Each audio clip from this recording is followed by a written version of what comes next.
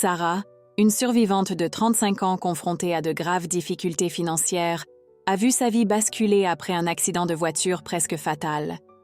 Que se passerait-il si, en un instant face à la mort, elle découvrait les secrets d'une vie pleine de prospérité? Dans ce moment critique, alors que le monde s'effaçait autour d'elle, elle a rencontré des êtres rayonnants qui lui ont dévoilé le chemin vers la véritable prospérité et les dons extraordinaires des élus. Son parcours spirituel était sur le point de transformer sa vie à jamais. Êtes-vous prêt à découvrir comment l'extraordinaire s'entrelace avec l'ordinaire? Préparez-vous à plonger dans la rencontre incroyable de Sarah avec ces entités lumineuses, qui lui ont promis des révélations profondes capables de remettre en question tout ce qu'elle pensait savoir sur la richesse et le sens.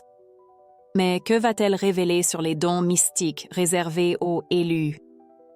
Restez avec nous pour vivre ce voyage qui change la vie. Avez-vous déjà ressenti un lien avec quelque chose de plus grand lors de moments de désespoir? Ce profond sentiment d'unité où tout semble suspendu dans le temps, enveloppé de chaleur? Pour moi, ce moment est venu lorsque mon cœur a cessé de battre. C'était comme si tout le chaos de ma vie se dissolvait. Et dans le silence, je me suis retrouvée enveloppée dans une lueur, une présence lumineuse qui irradiait un confort pur. Alors que l'obscurité s'estompe, je pouvais sentir une entité angélique se tenir devant moi. Sa lumière n'était pas éblouissante. Elle m'enveloppait comme un ami de longue date, remplissant chaque parcelle de mon être d'une sérénité que je n'avais jamais connue. Dans cet espace sacré, une promesse a été faite pour me guider vers l'essence de la véritable prospérité.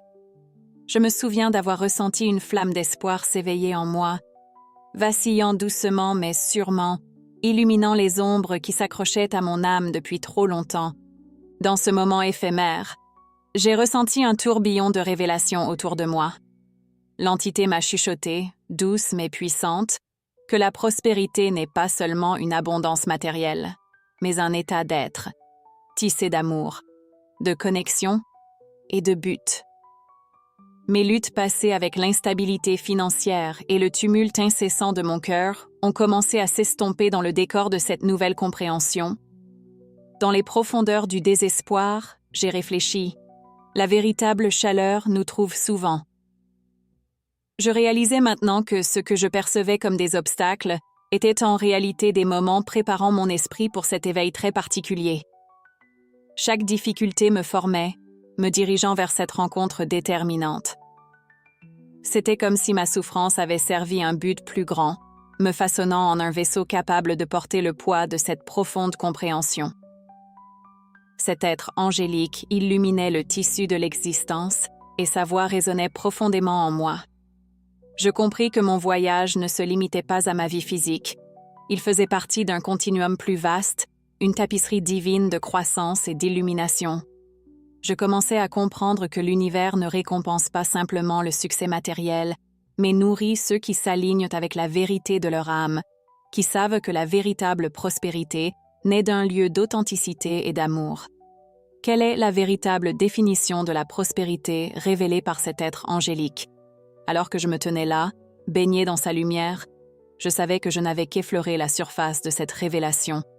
Mon cœur battait d'excitation, tout en étant envahi par une vague de calme, me transmettant la compréhension que le voyage vers cet éveil spirituel venait à peine de commencer. J'étais impatient d'explorer plus en profondeur, d'apprendre comment ces enseignements redéfiniraient ma vision de la vie et de l'abondance pour toujours.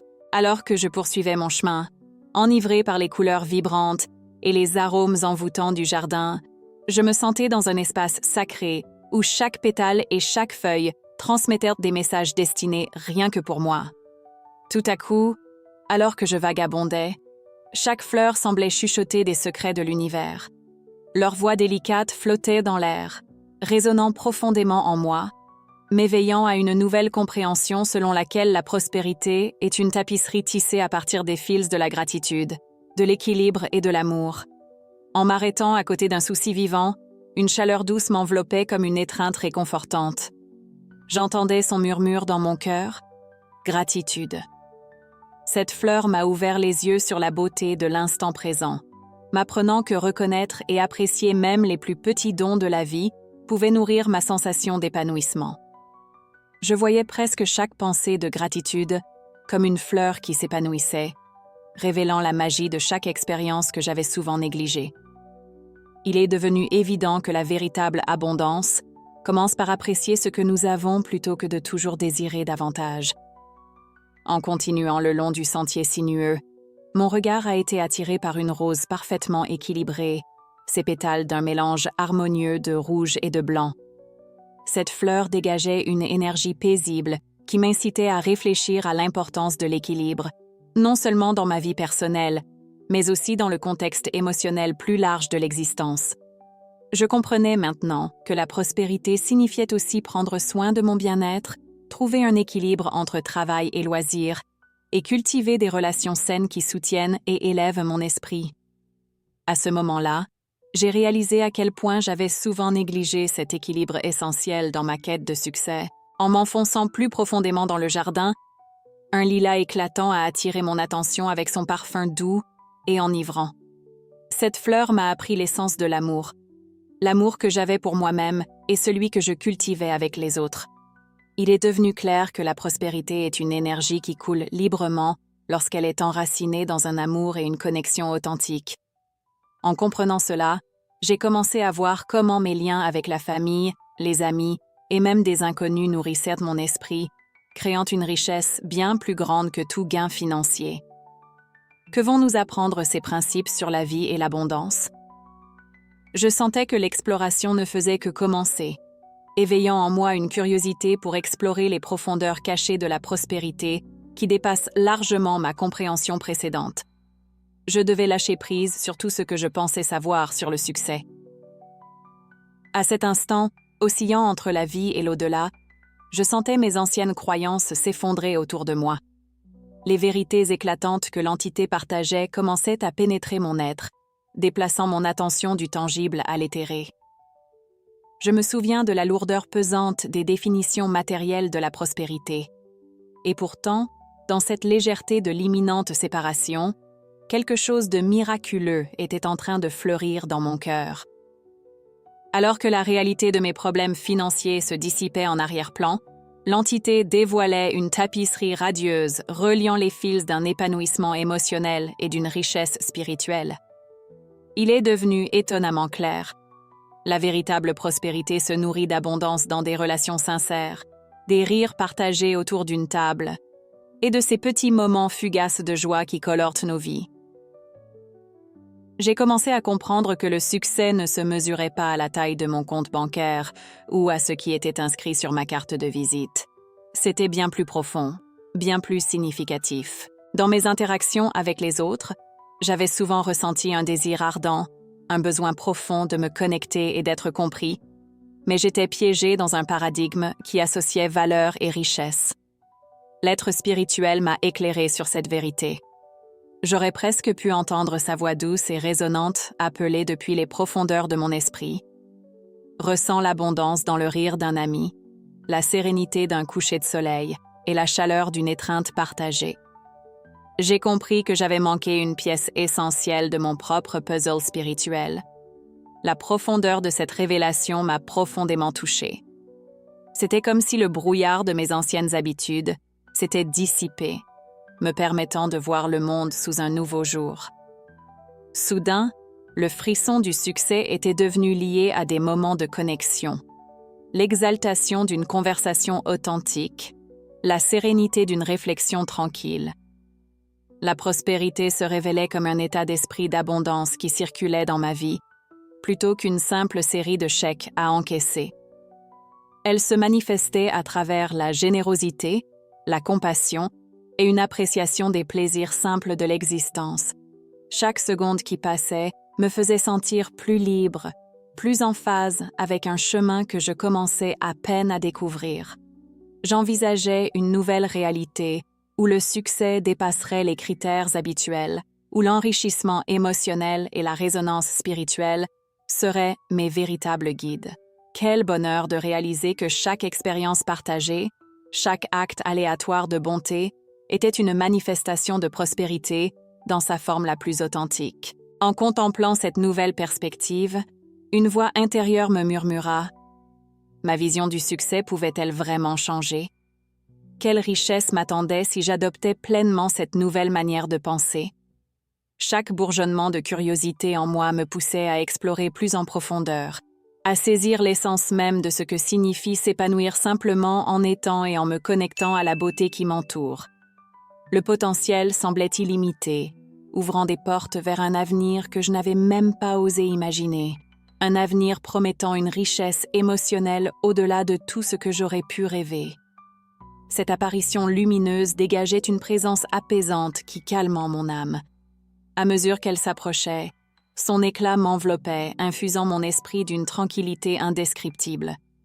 J'avais l'impression d'être en face d'un amour pur, quelque chose qui surpassait tout ce que j'avais connu jusque-là. Mon cœur, qui battait auparavant avec crainte et incertitude, flottait maintenant doucement, comme une feuille emportée par le vent, bercée par un sentiment de sécurité inébranlable. Cet être serein parla doucement, ses mots m'atteignant comme des vagues sur le rivage, chacun résonnant au plus profond de mon être. « Tu n'es pas seul, dit-il, chaque syllabe emplie de compassion. Tu fais partie d'un tout immense, une tapisserie tissée des fils de chaque âme vivante. » J'écoutais attentivement, plongé dans la chaleur de sa voix, ma vulnérabilité exposée comme les pétales d'une fleur sous le soleil du matin. C'est alors que je compris que toutes les peurs et les doutes que j'avais enfermés n'étaient en haut que des ombres, des projections de mon incompréhension de mon être. L'entité spirituelle révéla que mes épreuves passées n'étaient pas en vain. Elles étaient des étapes vers un véritable éveil. Elle parla de l'interconnexion de l'univers, que chaque individu était une partie essentielle d'un grand dessein. « Accepte ton vrai moi », m'encouragea-t-elle, car c'est seulement ainsi que tu pourras commencer à percevoir les dons qui attendent ceux qui sont réceptifs. Quel don unique m'attendait sur ce chemin? La question flottait dans mon esprit comme une plume délicate, à la fois séduisante et insaisissable. L'être poursuivit, partageant des aperçus sur l'empathie, l'intuition et la beauté de se synchroniser avec le flux de la vie. Chaque éclat de sagesse semblait déverrouiller des portes enfouies en moi, dévoilant des souvenirs que j'avais négligés. Au milieu du chaos qui précédait l'accident, je réalisais que j'avais ignoré l'immense puissance de ces dons. Alors que j'absorbais les paroles de cette présence lumineuse, une vague exaltante de sens se déversait en moi. Enfin, je comprenais que mes luttes et mes douleurs n'étaient pas de simples fardeaux, mais des trésors qui allaient se manifester sous forme de chemin pour partager la lumière avec les autres. L'entité m'enseigna les vibrations d'amour et comment ces fréquences pouvaient non seulement m'élever, mais aussi ceux qui m'entouraient. Comment la sagesse de cet être pourrait-elle façonner mon avenir? Je me le demandais, un mélange d'urgence et d'anticipation grandissant en moi. La réponse semblait illusoire, mais de profonds sentiments commençaient à émerger dans mon cœur. Je réalisais que mon voyage ne faisait que commencer. C'était le premier chapitre d'une histoire bien plus vaste prête à se déployer. Je savais que ma mission était de devenir un phare de lumière, pour guider les autres vers leur propre vérité, s'ils choisissaient d'accepter le chemin que j'étais maintenant impatient de parcourir. À chaque instant qui passait, ma conscience s'élargissait, et je rêvais d'une vie non pas centrée sur des préoccupations banales, mais sur des intentions de connexion et de soutien. Je souhaitais honorer les dons qui m'avaient été offerts et les partager avec tous ceux que je croiserais. La transformation silencieuse que je vivais devenait un appel universel à l'action, non seulement pour moi, mais pour quiconque prêt à s'aligner avec son être le plus profond et à accepter sa place dans le réseau interconnecté de l'existence. Alors que je flottais dans cet espace indescriptible entre la vie et la mort, une prise de conscience profonde m'envahit. Je devenais consciente d'une multitude d'âmes, chacune scintillant d'une fréquence unique, les élus. C'était comme si une lumière avait été éveillée, révélant une vérité que j'avais à peine entrevue auparavant. Je comprenais maintenant que ces personnes n'étaient pas spéciales par hasard. Elles étaient des âmes accordées, possédant des sensibilités et des missions uniques qui les distinguaient. Elles portaient le poids de l'empathie et de la compréhension, illuminées par leur désir d'élever et de guider les autres vers une perception plus profonde de l'existence. Dans ce moment de clarté, je reconnus quelque chose d'essentiel. L'univers voulait que ces âmes provoquent le changement. Elles sont les phares d'espoir dans notre monde souvent chaotique, celles qui voient au-delà des réalités superficielles et s'alignent sur des vérités plus profondes. Cela éveilla en moi une flamme. L'empathie que j'avais ressentie grandir en moi n'était pas une erreur. C'était un signal, une invitation à rejoindre ce voyage extraordinaire. Je réalisais que d'être choisie signifiait embrasser non seulement mes propres sensibilités, mais aussi les responsabilités qui l'accompagnent. Alors que je plongeais plus profondément dans cette compréhension, je me sentais poussée à poser une question. Pourriez-vous imaginer être l'un des élus? Et si les dons que vous portez en vous faisaient partie d'un objectif bien plus vaste? Cela éveilla ma curiosité, que j'espère résonnera en vous. L'idée d'être en harmonie avec ces courants plus profonds de la vie insufflait un sentiment d'urgence et d'espoir, m'encourageant à puiser dans mes propres capacités innées. Accepter nos sensibilités naturelles est là où commence véritablement le voyage. Il s'agit moins de chercher quelque chose d'extraordinaire au dehors, et plus de reconnaître le pouvoir inhérent que nous possédons tous. Tant d'entre nous sous-estiment notre intuition, rejetant des sensations comme de simples coïncidences. Mais que se passerait-il si ces sensations, ces pressentiments ou ces idées soudaines étaient ce que signifie être choisi? Et si les reconnaître n'était pas seulement une révélation personnelle, mais une étape cruciale vers la participation à une mission collective? En repensant à mon expérience, je ressentis une urgence puissante grandir en moi. Oui, être en harmonie apporte des dons incroyables, mais ces dons s'accompagnent de lourdes responsabilités. Je pouvais sentir, presque physiquement, que l'univers me poussait. Il était temps de faire le pas en avant et d'utiliser ces dons non seulement pour mon propre bien, mais aussi pour celui des autres. Cet instinct de devenir une lumière guidante pour ceux qui m'entourent s'est transformé en un profond appel, m'encourageant à agir avec intention et compassion. Mais ici, je me retrouve à m'interroger sur une question essentielle. Quelles responsabilités viennent avec le fait d'être choisi? Que signifie vraiment porter ce titre et être digne de confiance, capable d'inspirer un changement? Cette idée reste en moi et me pousse à explorer davantage, tout en vous invitant à ce voyage de découverte. J'espère qu'elle éveillera en vous quelque chose de profond, un sens de l'introspection, alors que nous naviguons à travers les vérités profondes de nos chemins, en tant qu'âmes potentiellement choisies dans cette vaste tapisserie qu'est l'existence. En acceptant la réalité de mes dons, j'ai ressenti un grand sens de responsabilité m'envahir, me poussant à partager ces aperçus avec vous. Chacun d'entre vous a le potentiel de découvrir ses propres capacités uniques, qui attendent peut-être d'être révélées dans les profondeurs de vos luttes et de vos difficultés. Souvenez-vous que chaque défi que vous avez rencontré, chaque moment de doute ou de désespoir, vous a conduit à reconnaître votre incroyable force intérieure. Votre chemin est précieux, un voyage riche en leçons qui n'attendent qu'à être déballées. Avez-vous déjà ressenti cette lueur de quelque chose de spécial en vous? Une étincelle mystérieuse que vous avez peut-être eu du mal à définir? Cette lueur est une douce invite, un appel à explorer les profondeurs de votre potentiel et à vous connecter avec vos dons uniques. C'est comme si l'univers vous chuchotait « Il y a plus en vous que vous ne le pensez ». Accordez-vous un moment pour écouter ce chuchotement. Que vous dit-il? C'est une invitation à entreprendre un voyage transformateur. Un parcours qui exige une exploration et une compréhension authentique de vous-même. Si cela résonne en vous, je vous encourage à prendre un moment pour réfléchir à vos propres expériences. Cliquez sur ce bouton « J'aime » pour montrer votre soutien à notre communauté. Chaque clic, chaque partage nous rapproche, nous incitant à grandir et à découvrir davantage sur nos parcours individuels. Vous n'êtes pas seul dans ce voyage. Ensemble, nous pouvons célébrer notre croissance, nos luttes et plus encore, nos révélations. Je vous mets au défi. Réservez juste quelques minutes pour vous aujourd'hui, peut-être dans le calme de votre chambre ou lors d'une promenade en pleine nature. Profitez de ce temps pour une réflexion profonde ou une méditation. Pendant que vous le faites, restez ouvert aux idées qui surgissent. Quelles pensées vous traversent l'esprit? Quelles émotions touchent votre cœur? Notez ces impressions.